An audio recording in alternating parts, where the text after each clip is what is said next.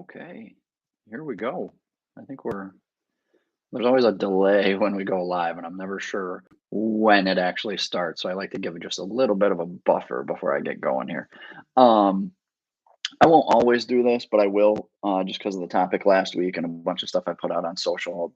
I'll briefly recap the topic and stuff we talked about last week with the playoffs. I'd put out a couple polls. I wanted to get some feedback on that and get you some feedback on that as well.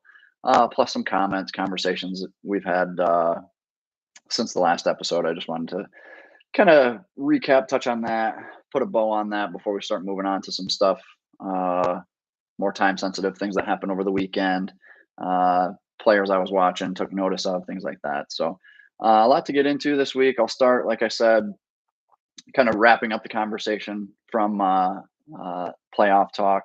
Got a lot of good responses from people, a couple DMs from coaches, some people sharing their opinions, thoughts. I didn't quite get as passionate of a response as I thought about uh, the public private crowd. They tend to be pretty outspoken on social media when it comes to a potential public private split. So a little quiet. We might still be a little early for playoff talk too, with it being August, almost September now. Still a ways away from the start of the regular season for high school hockey, and then obviously playoffs. So we're early. I recognize that, but so yeah, there wasn't as much support for the going to two divisions as I thought. One even suggested adding more divisions as a solution. And I'd really have to think that one through, what that would look like. They had pitched, I think, 5 divisions total. So I just kind of have to break that down, see what it looks like. But like I said, with the number of teams we've got, I don't know. I just really have to think about it. But I had a couple polls out on social media. 57% disagreed going to two divisions with me on Twitter. But 61% was in agreement on Instagram. So it's actually kind of balanced there. But anyway, that's another topic for another day. And I'm sure, like I said, as the season wears on and we continue with this, we'll have more in-depth conversations. Maybe we even get some people on the pod to discuss and talk about playoffs format and what changes could be coming or what changes might continue to evolve the playoff system and continue to make it better. So, if you're not following me on Twitter, Instagram, Facebook, I'm on TikTok. I just gotta get content to push through TikTok so far. But you can follow me on all the major channels. Here on YouTube, especially, be sure to like and subscribe. And then the podcast as well, Apple Podcast, Spotify, it's available there as well. So don't miss any of that. Did want to give a quick update.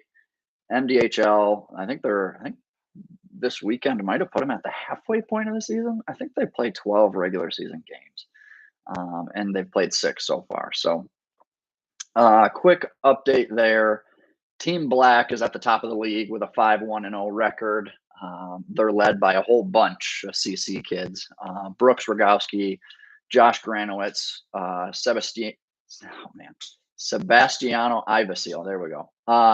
Good trio to have in the fall. Obviously, will be an even better trio to have in the winter for Coach Cal. Obviously, a couple standouts. Cam Duffney leads the league in points. I don't think that's a big surprise. Obviously, he's one of the top returners to high school hockey and one of the big prospects to know. So he's got 15 points through 6 games. His Team Orange teammate Owen Hall, now not far behind with 13 of his own. Duffney obviously leads the way in goals. He's got 9. Rogowski, Granowitz, Brandon Davila out of Chelsea, Peter Sannon, and Bay City's Gunnar Weber are all averaging a goal per game. Joe Bettles, Jack Miller, Colin Porn, Jacob Van Zweden, some of the top goaltenders to know out of the league so far. Don't have much analysis on the league just yet. I haven't gotten to any league action, but we'll certainly be doing that here in the near future over the coming weeks. And obviously, they've got their MDHL showcase on typically October, November-ish. or October, not November. November we'd be in season.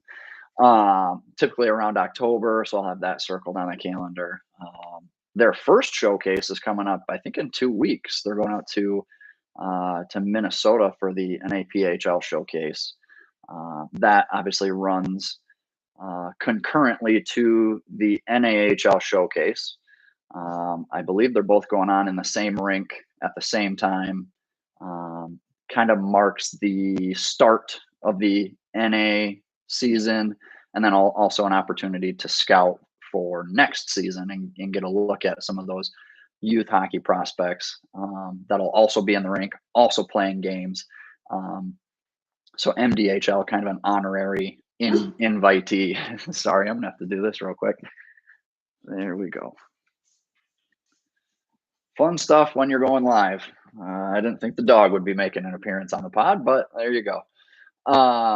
Anyways, the NA showcase, NAPHL showcase running simultaneously in the same building. Really a great opportunity for scouts to get eyes on potential prospects to get in front of NA scouts. It's really unique opportunity there for the MDHL and kids that will be going to represent the league at that event. So,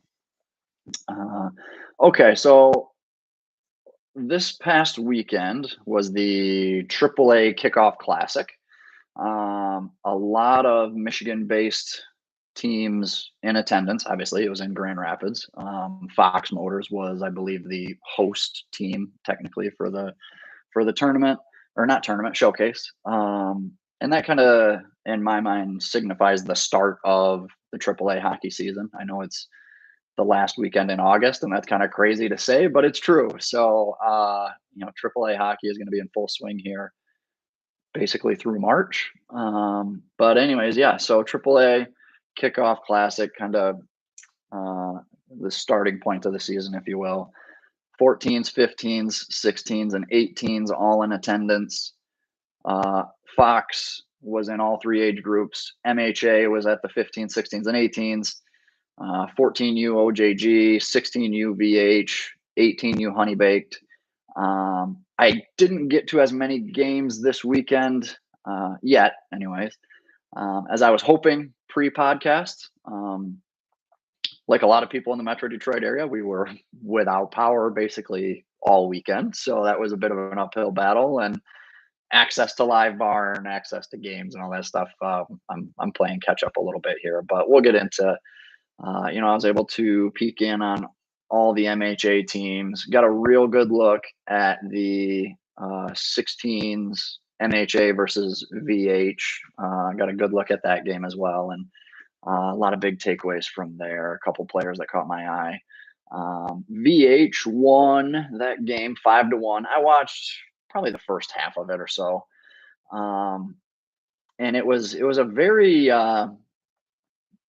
interesting matchup, a unique matchup where I would say possession-wise significantly favored VH. VH constantly had possession of the puck and controlled a lot of the time, but zone time heavily favored MHA. And I know that's kind of a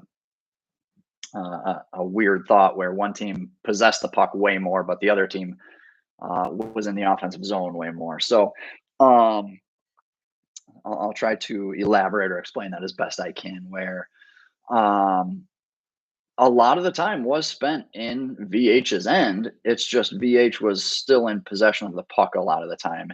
And MHA was implementing a pretty aggressive forecheck that a lot of times was giving VH troubles with trying to break out of the zone or break out of the zone cleanly. But when VH was able to set up in the offensive zone, they moved the puck very well. They were very efficient, very clean. VH in that game in all three zones was just a much cleaner, prettier functioning team as a unit, which I would kind of expect, right? VH, I believe I counted returned 11 players from last year. So you got a ton of continuity there.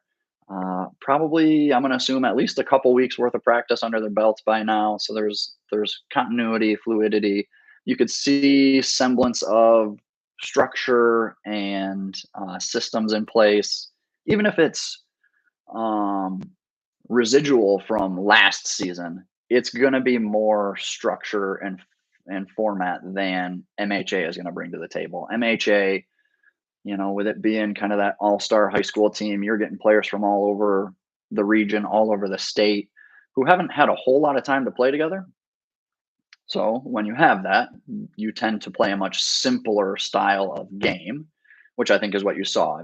MHA was quick to get pucks out of their end and quick to get pucks deep in the attacking zone, and then obviously forechecked the piss out of VH, and applied a lot of pressure. That doesn't always correlate to really good offensive plays or give and goes or cycles down low, or some of those really good quality hockey plays that lead to grade A scoring opportunities. So, like I said, that type of game might keep the ice tilted in their favor, but it's not generating much success because you kind of need the prettier plays, the well executed plays to create an offense. Um, Conversely, VH was able to connect on a lot of those pretty plays and get out of the zone cleaner, regroup through the neutral zone, tape to tape to tape, and then they're back on the attack again. Uh, VH was obviously came a little easier to them to execute on those clean plays, which ultimately led to offense. So, like I said, kind of a unique game, kind of an odd game if you looked at it. Like I said, with the ice tilted in MHA's favor, but they'd have all that zone time, but very little possession time, or any possession they did have, it was a quick shot on goal and it was a one and done, that type of stuff. So 5-1 final did feel a lot closer. It actually was, pretty good pace, pretty good competition, I thought. For someone like me, for someone like us around the state, you got to feel pretty good about that game as a whole, where um, it's an entire game full of high level Michigan hockey prospects. So it's a good opportunity. It's kind of a good feather in the cap, I think, for Michigan hockey as a whole. And I love to see the AAA world and the high school world kind of come together there too. It's a unique um, competition, competitive level that you don't get to see very often. And I would love to see more of it. How do we maybe get those types of teams into the Maha Showcase or the Maha State playoffs or something like that? That to me would just be very interesting, to say the least, because you see games like this where um, VH, who arguably, like, I think they're probably, when it's all said and done by the end of the season, will be the top '07 team in the state. So to see MHA, that kind of high school all-star team, skate with, compete with, um, I think shows and says a lot. Uh, so yeah, VH '07s. I mean, for the last couple of years, it's obviously been Little Caesars, and that '07 group was out of this world. I've talked about them a bunch, and I'm sure most of you listening know them very well as well. But some of those usual suspects, Horkoff, Trethaway, Slavic, they're obviously gone, not returning. They're going to play for the NTDP this fall. Plus, you have a handful of other '07s off of that Caesars team vying for USHL roster spots over the next couple weeks. Some may make it and continue on their junior path. Some may return to the youth hockey ranks, and maybe even potentially return to Caesars there. Caesars has added some players to the mix as well for the upcoming season. But ultimately, that '07 Caesars team is going to look a lot different today than it did a year ago. Well, I still expect them to be super competitive, a very talented team. But what I saw out of VH over the weekend, I liked. I think they've got some really good pieces. Like I said, they're returning a lot. They added Tommy Spencer, who was a kid I thought really stood out this weekend, had a really strong weekend as well. And so yeah, that's my early on. If we're gonna focus on the AAA circles, I think VH is one that they were already maybe the number two team in the state last year at that age level. Now at the 16U age level, with all the changes that have happened to to this age group over the last probably 3 to 6 months, I think VH is in a really good spot to potentially be that number one team in the 16U division. Um, so yeah, and showed why again in that game against MHA too. Like I said, a really good possession team. Did some really nice things. Let me see if I can pull my game notes up um, as we're talking here. But because I just wanted to get into some of my big takeaways, I guess from that game. A couple players that stood out to me. Obviously, I mentioned Tommy Spencer had a real nice goal. Clipped it from Live Barn, posted it on social yesterday. I'll probably do more of that too as the season wears on, as I come across some of those really nice plays, or a pretty line rush or a tic tac toe type play. As I kind of come across some of those highlights, I'd like to do a better job of putting those out on social and giving some guys some love in the process. I do want to clear it up a little bit though. I was going back and forth with someone yesterday about that highlight, and for every one player's great play, it's another player's bad play or not so great play. I posted it, and someone was pretty quick to point out the mistakes defenders made, whereas I was more highlighting the really impressive offensive play that was made. I'm way more in the business of highlighting, building one kid up as opposed to cutting someone else down, especially when we're talking about 15, 16, 17-year-old kids. I just way more like to focus on the positives than nitpick some of the negatives with those videos, with players' performances that I come across. I'm really going to do my damnedest not to publicly like nitpick and critique a player's game.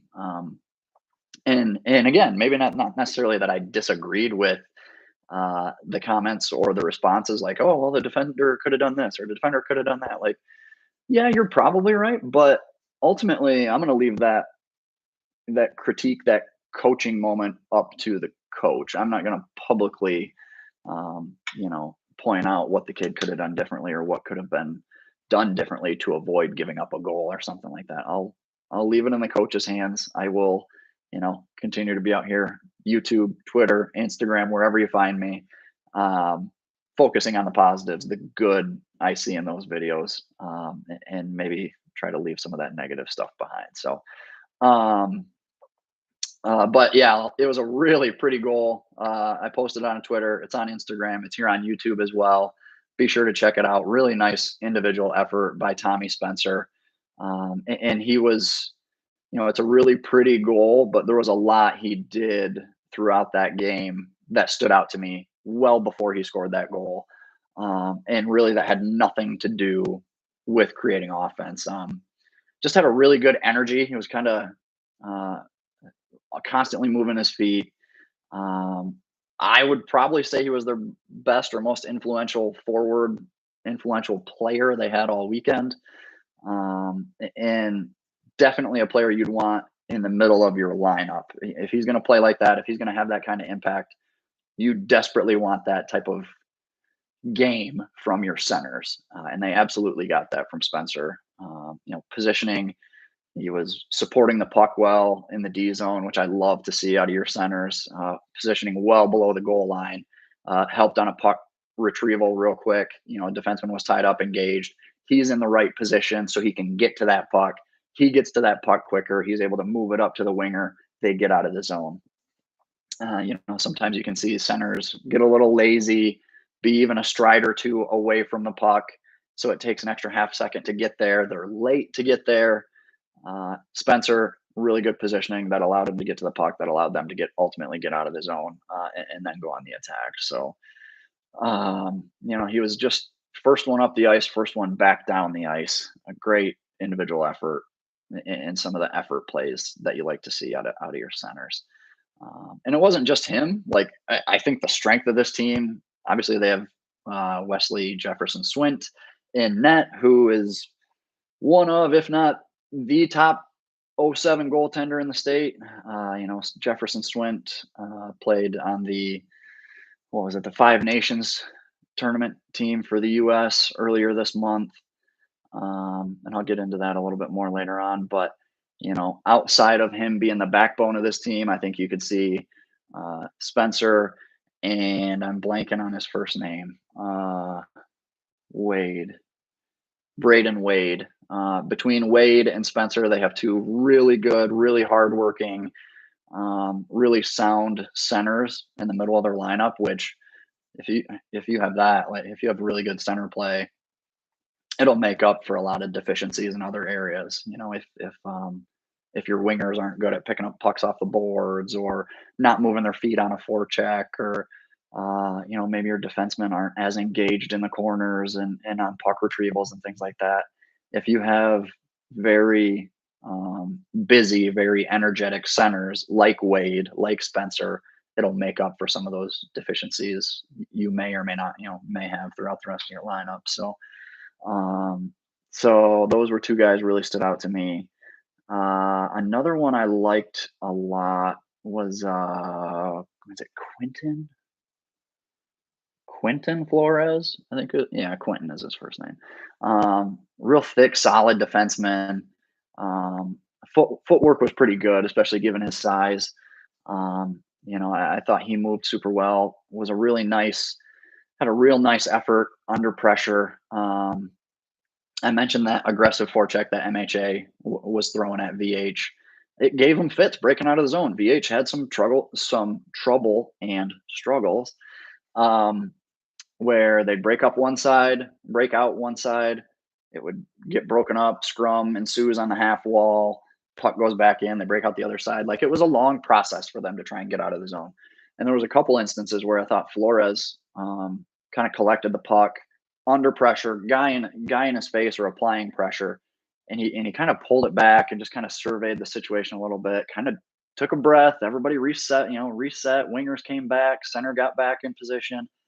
He moved it D to D, and then they were able to get out clean. I saw him do that 2 or 3 times, and under duress or under pressure, he kind of took that extra half second to pause, relax. All right, guys, let's get under control. Let's set back up and do this right before we start rushing into more mistakes. So he was one defenseman I liked a lot too. Let me see here. Chase Reed was another, if we're looking at some of the higher end prospects on this team too. I mentioned Jefferson-Swint. Reed was another one that was on that Team USA that played earlier this month at Five Nations. I believe they went 3-1 at that tournament. And Reed, let me see, I have it here somewhere.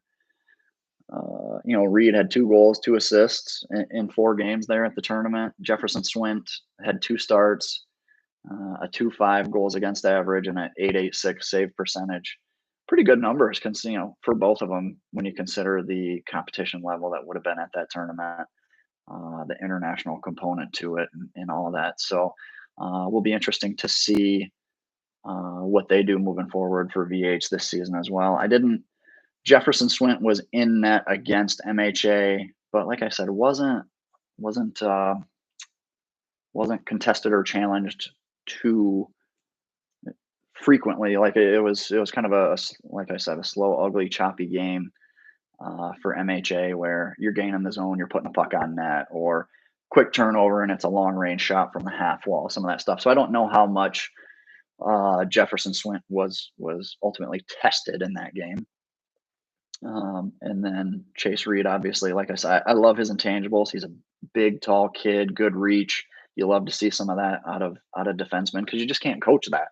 And a kid his size to skate as fluidly and as well as he does, that's another feather in the cap for sure too. I love the way that kid walks the blue line in the offensive zone. Footwork, like footwork and transition, I think at times can be a little clunky where he's going from forward to backward or something like that. Um, if you can be a little more straight line, efficient, I guess I'll say. But ultimately, I mean, really great feet all around. The whole transition stuff might even be a little nitpicky, but the way he walks the blue line is pretty impressive too. And love the way he finds shooting lanes to get a puck through and all that. Does it pretty effortlessly, pretty with ease, and a fun one to watch off of that team too. So let me see before I get too far into some other stuff. Where was I? I'm losing my place. I got too many sheets open. I have like 35 tabs open on this thing. Um, but let's see here. Where was I? Um, the 5-1 finish too. Like I said, that even what I watched, it felt a lot closer. 5-1, I think, would kind of lead you to believe it was a pretty lopsided or a dominant game. I didn't get that impression. Like I said, it was pretty good back and forth. Um, I think it was Will Keane in net for MHA. There might be a goal or two he wishes he had back where it just kind of bled through, like it's just one of those as a goalie you typically want back, whereas I should have had that one or something like that. So I don't think that score is indicative of what the game was, but ultimately a good one, like I said, for Michigan hockey as a whole. Let me see here. I think Wade, as I'm looking at Wade ended up, it wasn't really a tournament in the truest form. It was just kind of a showcase, not even a round robin, really. Just some teams played 4 games, some played 3. It was a bit of a hodgepodge. But ultimately pretty good level of competition, I think. VH ended up going 4-0 in amongst 16s. Brayden Wade led the division in scoring. Brayden Wade led the division in scoring, 5 goals, 9 points in 4 games. So that's super solid. Spencer was up there as well. I think he had 8 points. And then Nolan Kaminsky as well, 7 assists and 8 points total. So I did. I'll give you a bit of a rundown as far as performance, how teams did. Let's see here. 14s, Fox Motors went 3-1 as well. The 15s, Fox Motors went 3-1. MHA Black, which would have been the 15s, went 2-2. 16s went 3-1 for Fox Motors. MHA 16s went 2-2. So that's all pretty good, pretty competitive hockey. And there's some good, even aside from the Michigan programs. You got the Junior Predators. I saw Seacoast Performance Academy. I know they're a good, solid program out of the East Coast. Team Minnesota. So there's some good clubs that were here as well. Good competition. Let's see. Honey Baked. What is this? Honey Baked 18s went 1-2 in 3 games, but yeah. So like I said, there's some teams I still got to get to. Some games I wanna look at from this weekend and kind of start piecing some things together as well. But let me see. Just want to make sure I'm not missing anything as I start to put a bow on this. Let me see. 28 minutes. I thought I was going to be a little shorter than that, but we're on a pretty good clip with these podcasts. About 30 minutes. I don't know if that's too long, too short for the average listener. Do you want a quick hitter, 15 minutes, and we're good? You look at me to stretch this out. Maybe we go into an hour, and I really get into more players or matchups, things like that. But AAA season, the hockey season's upon us, people. I've been saying it, I think, for at least 2 episodes now. But crazy to think, September is here this weekend. I started plugging in some of the AAA schedules and information I could find on my calendar, and it's about to be full go from here on out, which is fun. I think we'll finally get into some of this cool content I've been teasing for a little bit. Matchups, previews, players to watch, predictions, all that fun stuff. So the more I get my calendar filled out, we can start projecting and looking out ahead. I will mention any high school coaches. I'm welcoming any and all schedules. If you haven't sent me already, I know I've heard from a good amount of not just coaches but players as well. Hey, did my coach get you this? If he didn't, here it is. Some of that stuff. So if you have those schedules, please get them to me as soon as you can. I'd love to take a look. Would love to start circling some dates on the calendar and make sure I don't miss anything. Some of the important dates out there. So okay, we'll put a bow on this. A lot more to come. What do we got here? Um, what's on the horizon? The Sweden Hockey Trophy is this weekend. I don't know if anybody's familiar with that. Sweden Hockey Trophy. I won't. I won't spend any time on it on this pod or the next one, but very high level. What is it? U12, 13, U12 through U16. Sweden youth hockey. Actually, a pretty good event. It's pretty cool. Um, but I won't have eyes on that. I won't be dialed into that. Labor Day this weekend. What do we got coming up? Maha Tier 1 Showcase is next weekend. Let's see. MDHL is back in action. I did mention the MDHL heading to Minnesota in 2 weeks. MHA will be in action as well. Like there's just a lot coming up. We're starting to get into the thick of it. So all right, PD's Picks, Twitter, Instagram, Facebook, here on YouTube. Like, subscribe, tell a teammate, tell a coach, tell your parents, like and subscribe as well. We're doing big things, exciting things on YouTube. So be sure to check that out. Go to pdspicks.com. You can find everything I've written, player profiles, tournament recaps. I'll put something together here for the Kickoff Classic as well, and do a bit of a write up on some of the players that stood out to me, and maybe go into it even a little bit more depth than I did here today as well. So be sure to check that out, pdspicks.com. If you go to /players, that will show you all of the players that I have analysis on so far. I've got a lot in documents and Google Sheets. I just need to migrate that to the website. So it's in progress. That /players page will be updated in real time. And I'll continue to add players to that mix as well. So be on the lookout for that. Anything else for the website? What was I missing? I think that's it. Anyways, like, subscribe. I'll see you guys next week.